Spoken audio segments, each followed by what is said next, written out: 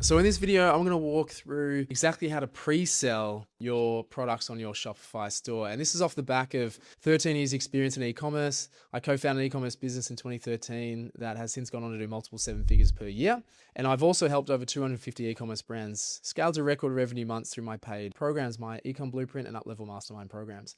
And so what I want to talk through is pre-selling products. Okay, this is with the assumption that you have an existing store. Even if you don't, it will still work for you, but this is going to be valuable for somebody that is, let's call it, releasing a new product or is bringing a product back in stock that has sold out. Okay, so what we basically talk through is reverse engineering the process. All right, so once that you have your order in place, you want to be able to understand basically a timeline of when that stock will arrive, right? It might be your 3PL, it might be literally at your garage door if you're still operating from home, which is totally fine. But you want to understand the realities of what that looks like, okay? At that point, you can then reverse engineer the timeline to when you should start to pre-sell products. All right, now pre-sell, just in case you don't really understand what pre-selling is basically selling a product that you don't currently have available to ship out to the customer. So basically receiving their money, taking their money,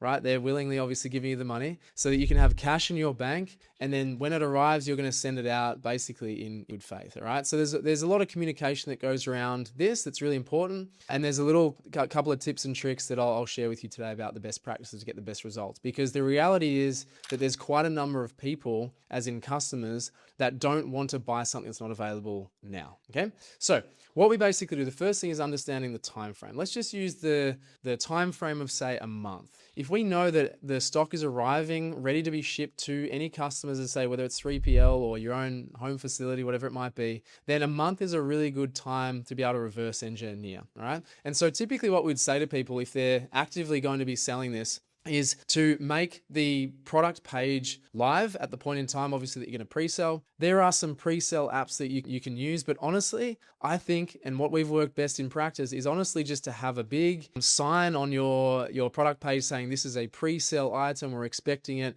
at XYZ time, this is our pre-sell offer, right? So what you want to basically do is just not necessarily change anything about the page in terms of its functionality, you just want to change a bit of the wordage that this is on pre-sale, okay? The second part to that, which I just briefly mentioned, is that you want to have a pre-sell offer, right? You want to incentivize people. Why would I buy now instead of in a month's time when I can get it shipped straight away, right? You don't want people to forget about you or the product or why they want it in the first place. So you need to incentivize. This could be a discount. It could be a bundle. It could be like, buy two, get one free, depending on obviously the product. It could be a percentage off, $1 off. It could be free shipping. It could be literally fill in the blank, but you need to have something that is incentivizing to get them to buy now, and that you will miss out on that offer, that special discount offer, etc., if you buy later. All right. Again, you're always going to have some people, a percentage of people that don't want pre-sale regardless, no matter what you do for them. But what we want to do is capture as many people as possible at that initial front end of pre-buying and getting their money now, committing to purchasing the product so that you can send it out. You're good to go. You've already got a really great length of momentum. All right. That's the first thing you need to do after you understand your timeframes, is have your product page ready to go, make it really clear. And you can also have it in a post-purchase email flow, for example, for that product, however you want to do it. You just want to make it really clear to the customer. Now, a question that I get asked is, well, if time frames blow out and whatnot, like, do people get upset? It's like, sometimes, right? Sometimes it actually happens, but worst case is you just give their money back, offer them a refund, or honestly, most people are just happy to wait, right? So don't stress about taking people's money. You can always basically just give it back if that actually happens, but it actually happens a lot less than what people might fear, I guess you could say. So don't even worry about pre-selling too early. Once we have the time frame, we have the product page set up, we're good to go. We can basically obviously start transacting. We need to talk to people about it. Okay, so we use something called the marketing triangle, right? So you can use paid ads, organic, and you can use your database to go and start pre-selling, right? They're basically the three ways to drive traffic, to get people's attention, to ultimately get people to your site and to get to purchase. Okay, so you can start to talk about your product. Now, I would be careful of how far out you start doing this. I've used the yardstick of about a month, but if you've got other products that you're selling and other products actually selling well, and it gives you an opportunity to focus on other things, I would still be focusing on that right up until probably like 10 days to 2 weeks out from actually getting this product live again. Okay, so I'll just, use that as a bit of customization to your circumstances. If you're still selling other stuff, you don't need to pre-sell too far out, because what it's going to do is detract attention away from those things that you can sell now, can get guaranteed sales for now, and substitute it for, say, half the conversions, because again, some people aren't going to want to buy now, but some will, right? So we want to make sure that that's carefully considered. If you're selling other things now, don't do things further out than, say, like 2 weeks in terms of pre-selling, okay? But if it was a popular item, you want to start talking about it, maybe it's your only product, then yeah, talk about it within basically as far as a month out, I would say, is a reasonable time frame. Okay. So use the yardstick again of like whether it's a month or 2 weeks, okay, in your circumstance. And then you want to go really hard for that 10 days to 2 week period. Like if you're starting at a month out, you can tease it for, every second, third, fourth day via email and socials, etc. Link straight to the product page, pre-sale. This is the offer. Okay. Why are they buying now? It's sold out in 10 minutes last time, 10 days, 10 weeks, whatever you want to say. Really, you have to sell why they're buying now, okay? Regardless of whether you started a month out or you're starting from that fresh 2 weeks or to even 10 days, you then want to go really hard for that period of time until it's ready, till it's like officially relaunched or launched, okay? So that's where you can use that marketing trial. You can be running ads. Okay, you can be doing your organics, which should be talking about it essentially daily or multiple times per day about why they should be buying now. Okay, here's previous experiences if you've had customers before, testimonials, reviews, etc. And then a lot of it is actually going to come through your emails as well. Okay, we're getting this back in stock. Here's the special offer for the VIPs.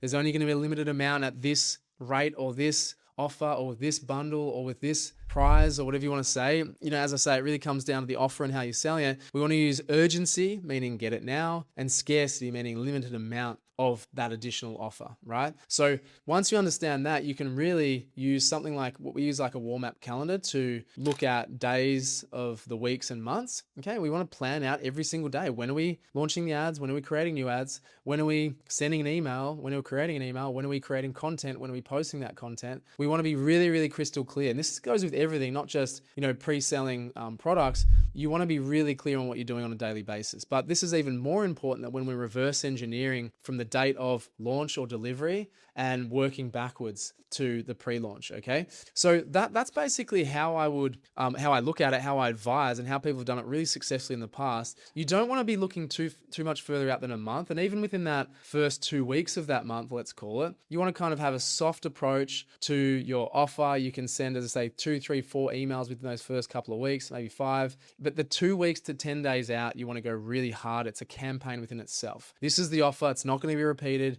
We sold out this product, as I say, in a very short period of time last time. It's back. We're only got limited stock again. So you want to get in, and this is the offer. This is why you should buy now. Okay. So it's all going to come down to the offer. All right. Keep things really simple. Know exactly the marketing efforts you're doing using that marketing triangle, and plan it to the day that you are doing that marketing effort. All right. You will see some serious momentum. You'll get some really good engagement regardless of how many people you have in your sphere of influence, right? On your databases and who you're actually talking to on your socials. You'll get a really good influx at the beginning, might be a little bit of lull in the middle, but then you'll get a nice big bump at the end as well, as the doors basically close to the offer that you're, pre-selling. All right. So look, that's how we typically do it. Use a physical timeline, know exactly when you're going to get the deliveries, when you're, able to sell this particular product again. And then you just work out the marketing in between that. But the key is going to be communication and offer, right? I can't emphasize that enough. You have to have a good offer that people are willing to trade their money for now, to put in your pocket for a later contribution or later benefit to them in terms of the exchange for your product. Okay. So that's how we look at pre-selling products that are either new or being restocked typically as well, because you've already got some pent up demand there. But we want to be able to communicate it with a great offer so that we can make some really quick, easy sales and continue that momentum when it gets back in stock. All right. So look, I hope this was valuable for you. If it was, I'd love a like, love a subscribe. Click on the link below if you want to check out about how we help e-commerce brands. But if not, no stress. Other than that, thanks for being here. Thanks for watching till the end, and I'll catch you in the next one.